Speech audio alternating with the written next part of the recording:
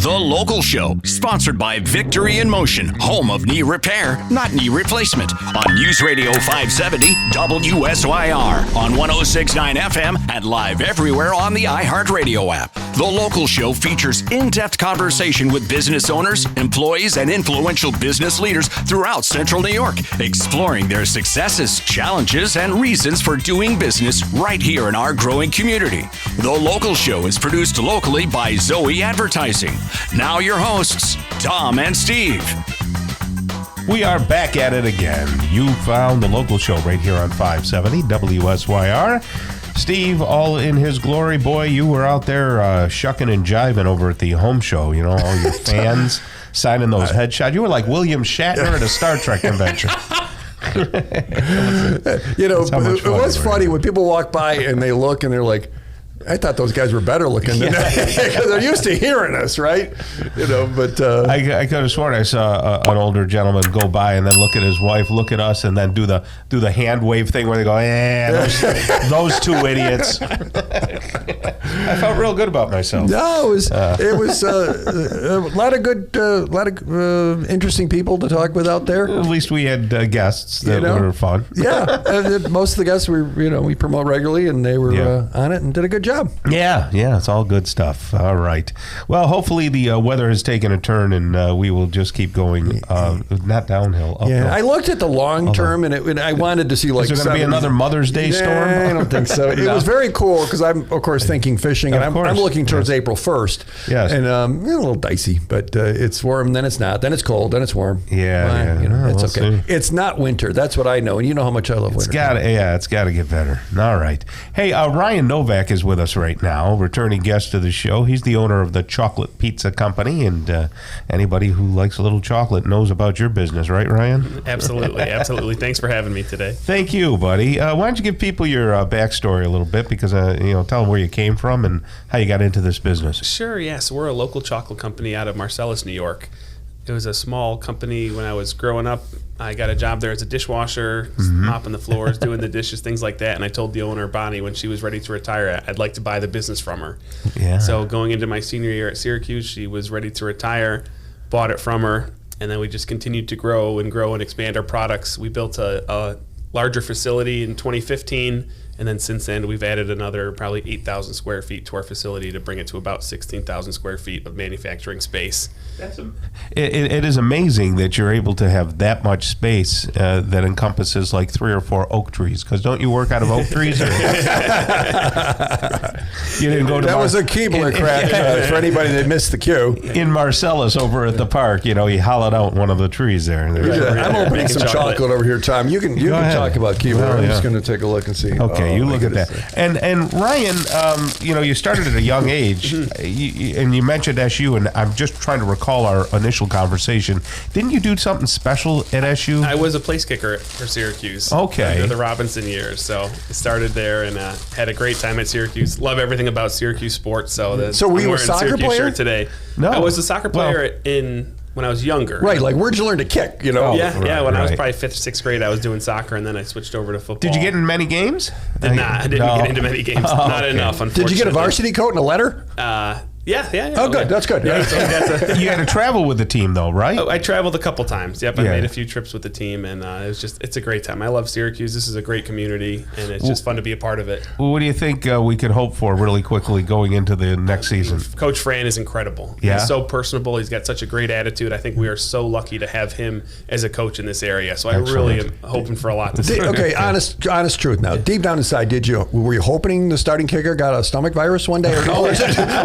Were you ready? Absolutely. I wanted to get in there as many times as I could. So absolutely, I was hoping for. So then you got into this business. So did you go to school for chocolatiering or anything like that? Or I went to school for entrepreneurship, so I went to the Whitman School there. Then I kind of learned the ins and outs of business through them, and then just kind of jumped into business as a 21-year-old and just said, let's see what we can do with this thing. Right. And as you've matured in the chocolate business, did you take any continuing ed or hire somebody from France or Belgium or something like that? I have taken some chocolate courses, and I've tried to expand my knowledge of the chocolate, the universe. Right. from there.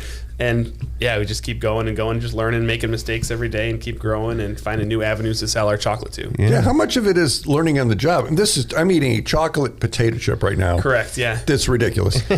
How much of it is learning and failing and falling forward? Huge. A ton of it is. It seems like really, especially as a 21-year-old, I really had no idea what I was doing. I had a vision for wanting to share chocolate pizza with the world.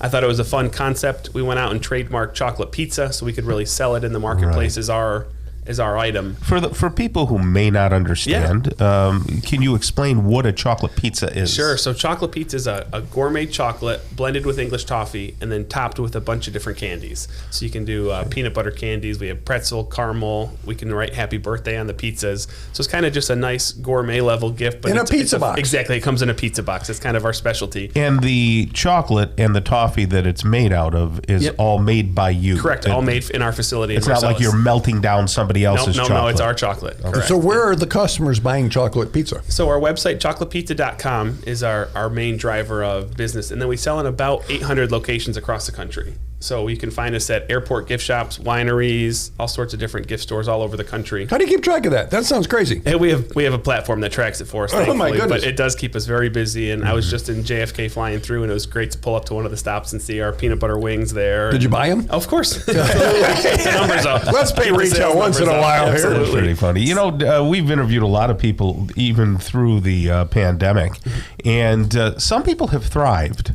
Would your business be one of those businesses? Absolutely. We were really positioned at a place where we put a lot of time and effort into our website. And then when COVID happened and all sales moved online for that first real 6 months, we were ready to go. People could go on our website. We had a pickup option where we'd bring it out to you.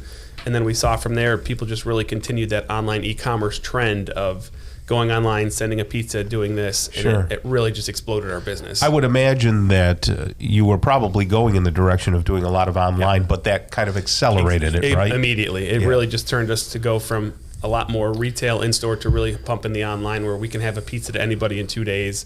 It opens up the whole country to our markets, our marketing. Incredible. Are they buying through you or through Amazon or a third party? Or how would Mostly through our website, mostly chocolatepizza.com. Okay. Yeah, so we'll go through there. Christmas time, we're shipping out about 1,500 pizzas a day.